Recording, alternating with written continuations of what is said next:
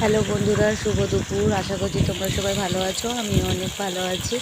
দেখো, আমি আজকের একটু অন্যরকম ভিডিও দিচ্ছি। প্রথমে মাছটা ভেজে নিলাম, তারপরেই মাছ ভাজা হচ্ছে। আর এদিকে কচুর ফুল আর আলু কেটে রেখেছিলাম, আলুটা প্রথম ভেজে নিয়েছি, নিয়ে কচুর ফুলটা দিয়ে ভাজা ভাজা করে নিলাম।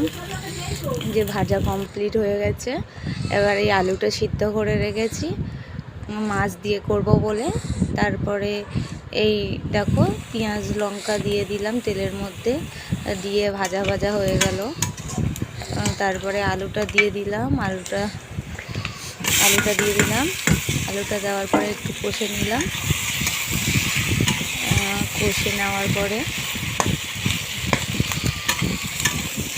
আর একটু কষাই হচ্ছে।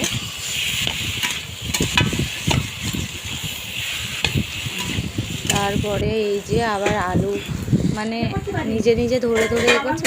কষা কমপ্লিট হয়ে গেছে, আবার জল দিয়ে দিলাম। গরম করে রেখেছিলাম জলটা।